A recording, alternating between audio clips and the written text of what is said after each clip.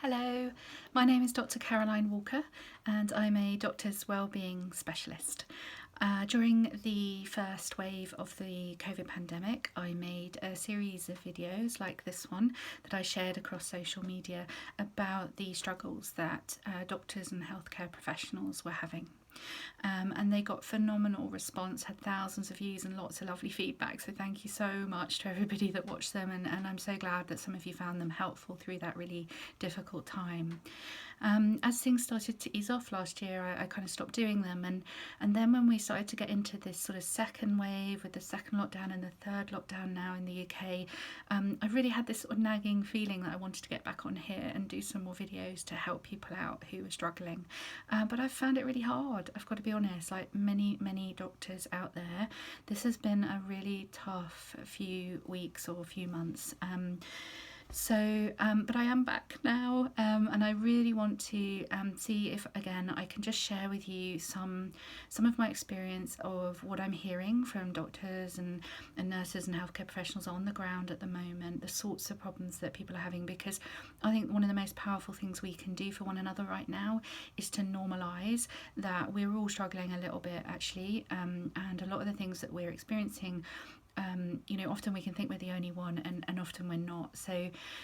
So what I'm hearing at the moment from a lot of doctors, I mean, obviously there's doctors and nurses doing lots of different things at the moment. There are some that are right at the front line in the thick of it in ITU who are really under a lot of strain right now, as we know, as the peak of this second wave is peaking, and then there's obviously others that are in different roles, and so people's experiences are going to be different. But what I am experiencing or hearing from a lot of doctors and experiencing myself right now is a second type of acute stress response. So we saw this the first time round with the first wave, and we're seeing it again now, and it's really common. So it's what our human bodies and brains do when something really stressful is going on. So we get an acute stress response. So we might be a bit more anxious, a bit more on edge, a bit more stressed out, a bit more irritable.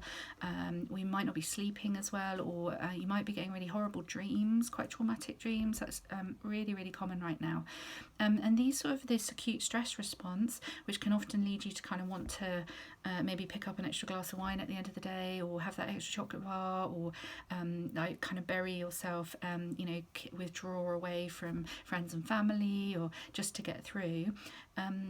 When you're in one of these acute stress responses, it's really helpful to know that it's really normal. It's really common. Most of us are experiencing some degree of it right now, and it will get better over about 4 to 6 weeks usually. So I mean, it's a bit different when there's an ongoing stressor that can keep it going a bit longer, but typically what we'll find is as we go into these next few weeks, that for most of us those symptoms will start to settle down. The most important thing we can do to help ourselves, to help that process along, is to stay connected with those that we love the most, stay connected with our support networks, and look after our basic human needs. So that's things like our food, water, safety. So really focusing on those basics right now is going to help. We're also seeing, aside from the acute stress response, we're seeing quite a lot of guilt again. So this was something that was huge in the first wave for doctors and healthcare professionals, and guilt about everything and anything, like not doing enough work, not doing enough to help, not doing the right kind of work, maybe working too much and the impact that's having on your family, or working too little, the risk of passing the infection on to those you love. I mean, you name it, doctors and nurses are feeling guilty about everything right now. And again, I would just remind you that it's absolutely okay. Guilt is it's a horrible feeling, but it's really positive because it means that you care, right? Guilt is what we're experiencing because we want to do more to help. So we can kind of reframe it like that and remember, what we are doing to help. So I might feel a bit guilty, for example, that I haven't done many videos to help in the last few weeks, but if I focus on that, I'm going to feel pretty rubbish. Whereas if I focus on the fact that I'm showing up and I'm doing another one now and it might help somebody, and I feel a little bit better. So I think it's about recognising we want to do more, we want to help, and to remember all the things that we are doing to help. And it may be that you're just staying home and doing your bit with social distancing, and it really doesn't matter what you're doing. You are doing something, trust me. So please remember that and embrace that guilt. It's a really normal, lovely feeling that people who care get, okay? Psychopaths don't feel guilty.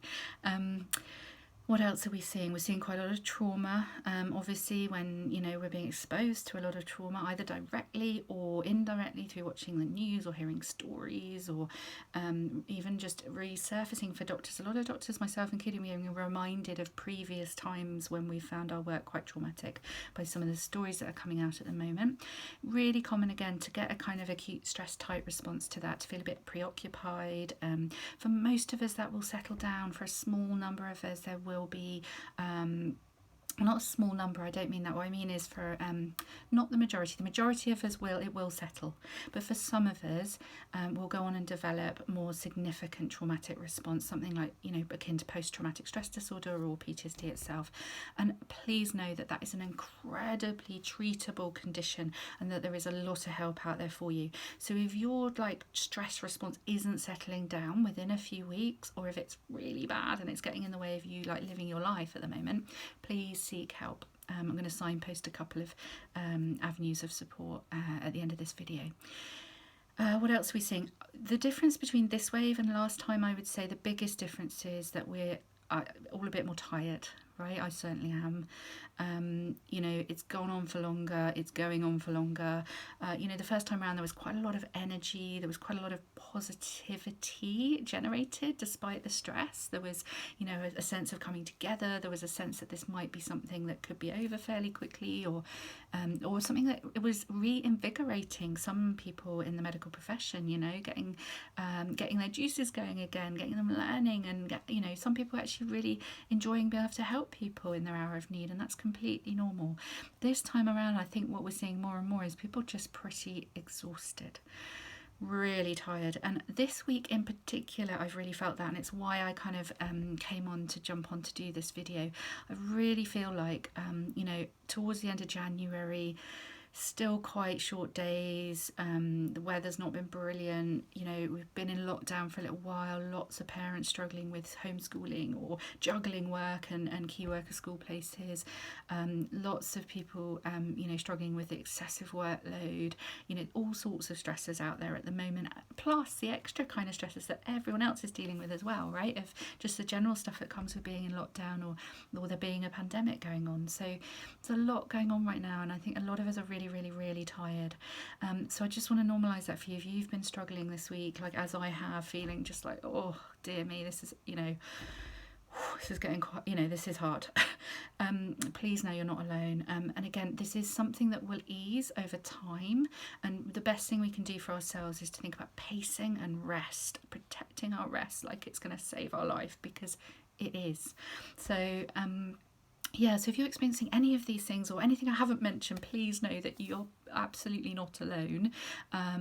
If you're feeling anxious, scared, angry, tired, grieving, traumatized, really exhausted, fed up, couldn't be bothered to listen to another wellbeing video if your life depended on it, it's absolutely normal. Whatever you're experiencing right now, please know you're not alone. We are in this together.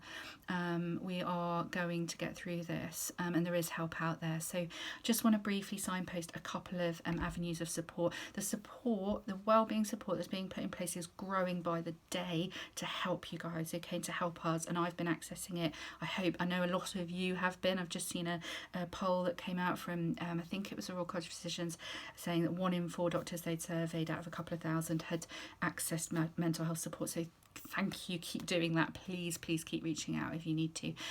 Couple of support resources I want to signpost you to. There's people.nhs.uk. On there you're going to find the kind of helplines that are out there that you can call anytime. There's a 24-hour support text line that's really excellent. I've had some great feedback on that. Text FRONTLINE to 85258. You do not have to feel like you're a frontline worker to use this service, okay? Anybody can access it. Please use that. Text FRONTLINE to 85258. There's other telephone support services on people.nhs.uk and links to other resources. The other one I just want to quickly quickly mention is NHS Practitioner Health, which is a confidential service if you're struggling with your mental health for doctors and nurses above band 8 in England and Scotland. So please, if you're in England or Scotland, or we've expanded up to Scotland now, please get in touch, practitionerhealth.nhs.uk. And as always, you can always contact me, Caroline, at joyfuldoctor.com. If I can help to signpost you to more support, I'd be really happy to. Take care. Bye for now.